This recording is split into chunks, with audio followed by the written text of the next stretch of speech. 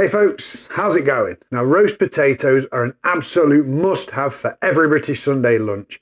Whether it be beef, chicken or your favourite vegetarian alternative, without roast potatoes, it's really not Sunday lunch. Seemingly simple, there's a surprising amount of skill that goes into making a roast potato worthy of the name, and sadly there's a ton of, let's say, misinformed advice out there on how to go about it. You need to boil them, how long for, what temperature should you roast them at, what fat to use. If you've ever asked yourself these questions, or really any questions regarding roast potatoes, then you've come to the right place, because today we're going to myth bust some of the more outrageous roasty tactics out there, and I'm going to share with you my super simple recipe for perfect, crunchy yet fluffy roasties every single time. And as always folks, the clock is ticking, so let's get into it.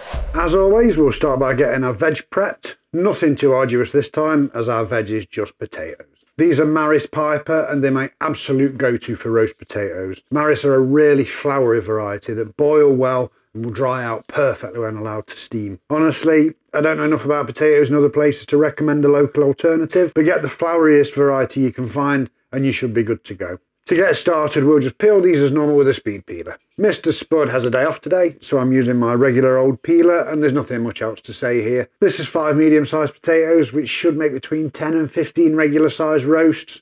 Adjust this up and down according to how many mouths you're feeding. I like to use medium-sized potatoes for this. With larger potatoes, you either end up with more uniform cubes after cutting, or you'll have to get real creative to avoid that. Medium-sized potatoes allow me to cut them easily into 3 and retain some natural potato shape on each piece, which I think makes for a more pleasing roasty. Of course, you might want more uniform shapes, and if so, have at it. It's your kitchen and you're in charge. So we'll just peel these, and once they're done, we'll cut them into 3 pieces each and place them in some cold water to help slow oxidation and browning.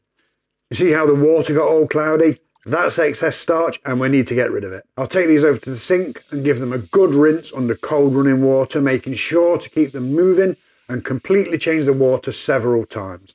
The more starch we can remove now, the better our crust will be, so don't skimp on this step. And once that starch is gone and our water is nice and clear, I'll go in with a good pinch, maybe a teaspoon or 2 of salt. This will help season the potatoes internally somewhat, and really does make a difference. I'm being a bit more conservative here than I usually would, but only because I like to use the potato water later for a gravy. If that's something you like to do too, then don't go too heavy on the salt at this stage. There are videos on YouTube and even elsewhere that will tell you to add some bicarbonate of soda to the water. And while this can result in great crispy roast potatoes, I don't recommend it. Getting the quantity right can be kind of fiddly, it can mess with the colour and the texture of the potatoes, and with my method, you really don't need it. Less is always more, IMHO. Similarly, some recipes will tell you to start these off in already boiling water, but in my opinion, that is always a mistake. They won't cook evenly if you do that, and it's much harder to get that beautiful, fluffy interior we're after without the outside turning to mush.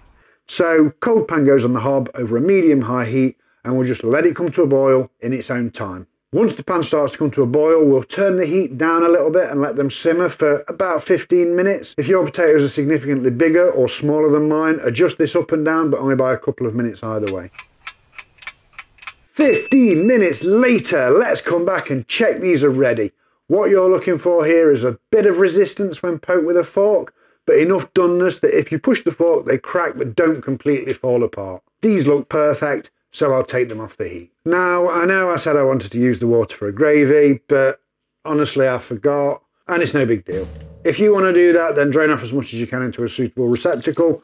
Otherwise, just do like me, throw a colander in the sink and drain the potatoes into that. Once drained, give them a bit of a shake to slightly rough up the edges, but don't be overly vigorous here. They should hold together for a bit of shaking, but will fall apart if you go too hard. Now, having said that, a few broken bits are no big deal. They will end up super crispy and full of flavour. Once they're drained, we'll leave them in the colander to steam for at least 5 minutes, preferably 10, while we preheat the oven and get our roasting tray ready. So oven on to 200C or 400F convection. If you don't have a fan, maybe go for 220C 430F. I'll prepare my very well seasoned baking tray with a good long squeeze of high smoke point oil. I'm using sunflower today, but other options are available. For added flavour, you can add in some saturated fat. I'm going with beef dripping here. Goose and duck fat are both great alternatives. This will bring an added dimension and a depth of flavour to your potatoes. We need to be a little bit careful with this at the temperature we're roasting at, but the sunflower oil should raise the smoke point of the dripping a bit, and let us get it good and hot without smoking out the kitchen. So that tray goes into the oven while it preheats, and I'll prep a few sprigs of thyme and half a bulb of garlic ready for when the potatoes go in. 10 minutes or so should be plenty of time to get the tray good and hot without setting off the smoke alarms, but obviously adjust this if your oven is faster or slower than mine. Once the oil's hot and shimmering, I'll take it out of the oven and add the potatoes, being careful to tip them away from myself to avoid getting splashed with oil. One super common mistake at this point is to overcrowd the tray. Your potatoes need a bit of room to breathe. If you don't give them that, you'll have a very hard time getting a good crunch. They don't need much, but do at least make sure they're not touching and that they're all in a single layer. If you need a lot of roasts, it's much better to do 2 trays than try and squeeze them all onto one.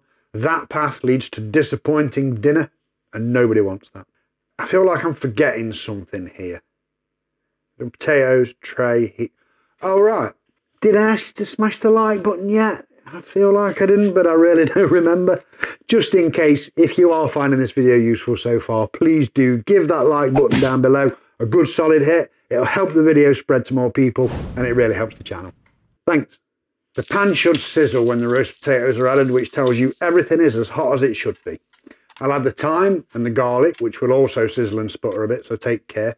And I'll give everything a gentle toss to coat with the oil, and then back into the oven it goes. Our work here is almost done, and our future holds some amazing roast potatoes. We'll set a timer for 50 minutes, and it's worth checking them once about halfway through. If they're starting to brown too much, gently move them around on the pan. Move the more browned ones away from the sides if you can. But after 50 minutes, we'll give them a final turn. They should be much firmer now, so you can be a bit more thorough with moving them around to ensure they're coated with that luscious fat. I like to add more salt at this point too. These then go back into the oven for a final 10 to 15 minutes until deliciously crisp and golden. Once done, remove from the oil immediately or they'll soak up grease as they cool, and place them in a bowl lined with kitchen paper to serve. Serve immediately if at all possible.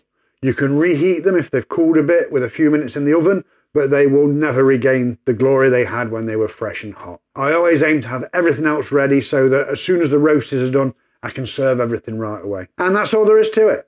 Super simple, super delicious, perfect roast potatoes every single time. Be sure to give them a try next time you're doing a Sunday, and let me know what you think down in the comments. Speaking of Sunday, if you're wondering what you might serve with these, check out my Simple Sunday playlist, which I'll link to right here. But as for today, that's all I've got for you. So thanks for watching, folks. I'll see you next time.